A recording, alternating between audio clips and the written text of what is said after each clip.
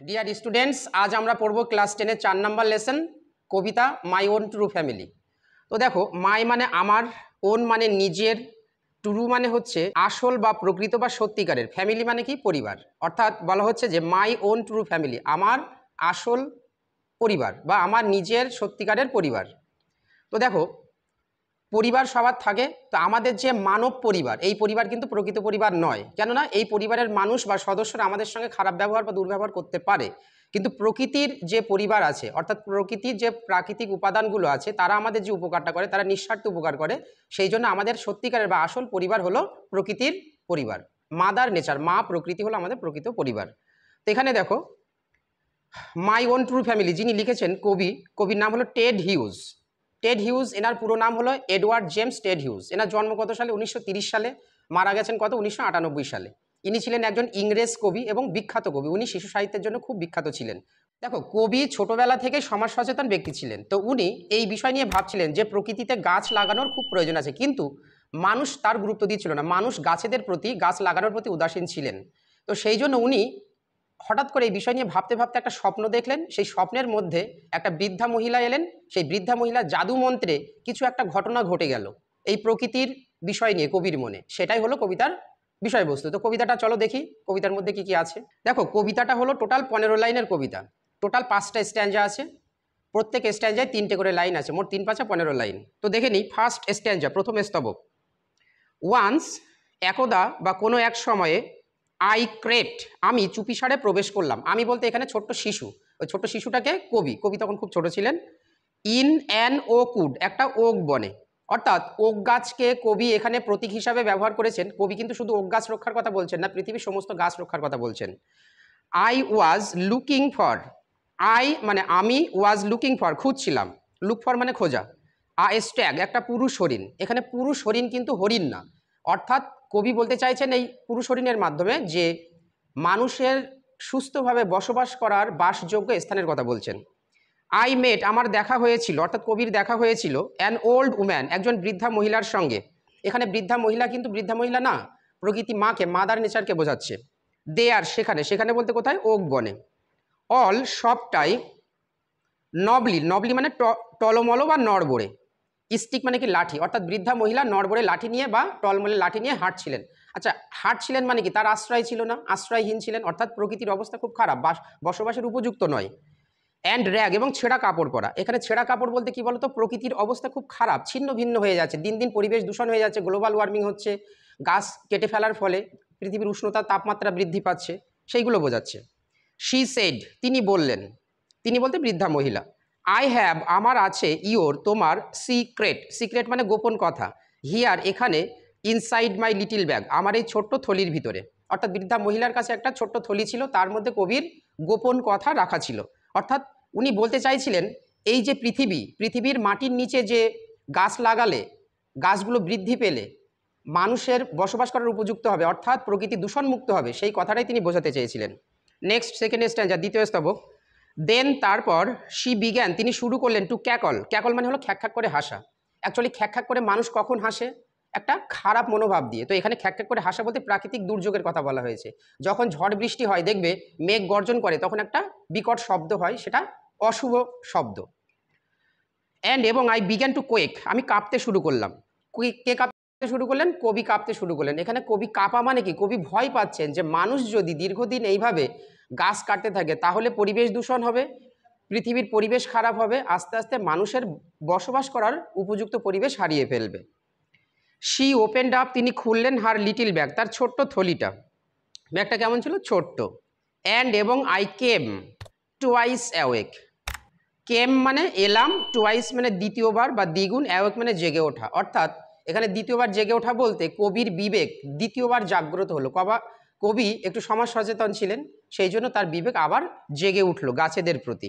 Surrounded, চারপাশ থেকে ঘেরা ছিল, বাই দ্বারা, কিসের দ্বারা?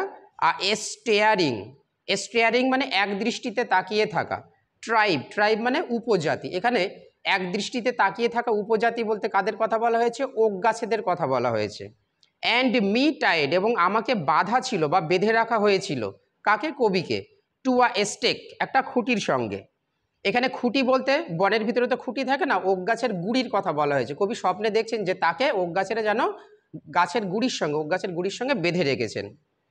তো দেখবো নেক্সট থার্ড স্ট্যাঞ্জা, তৃতীয় স্তবক। দে সেড, তারা বলল, তারা মানে কারা? ওক গাছেরা। উই আর, আমরা হলাম, দি ওক ট্রিজ, ওক গাছ। নিজেদের পরিচয় দিলেন। অ্যান্ড এবং, ইয়োর, তোমার, ওন ট্রু ফ্যামিলি, নিজের আসল পরিবার। ওক গাছেরা নিজেরাই বলছে আমরাই হলাম তোমার আসল পরিবার। অর্থাৎ কবি বলতে চাইছেন গাছেরা যেন তাদের বিবেক জাগ্রত করে বলছে যে আমরাই হলাম তোমার আসল পরিবার, আমাদের গুরুত্ব বোঝো, আমাদেরকে গুরুত্ব দাও। উই আর চপ ডাউন, আমাদেরকে কেটে ফেলা হয়। অর্থাৎ মানুষ কি নির্বিচারে গাছপালা কাটে। উই আর টর্ন আপ, আমাদেরকে উপড়ে ফেলা হয়, গাছ কেটে আমরা শিকড় শুধু উপড়ে ফেলে দিই। You do not blink an eye, তোমরা চোখের পলক ফেলেও দেখো না। অর্থাৎ মানুষ উদাসীন, গাছ কাটা হচ্ছে কোনো ব্যাপারই না। তো ব্যাপারটা হচ্ছে কি, গাছ প্রয়োজনে কাটা যায়, কিন্তু আমাদের কি করতে হবে, গাছ কাটার পরিবর্তে আবার সঙ্গে সঙ্গে সেই জায়গায় গাছ নতুন করে আবার লাগাতে হবে, কিন্তু মানুষ এই গুরুত্বটা দেয় না।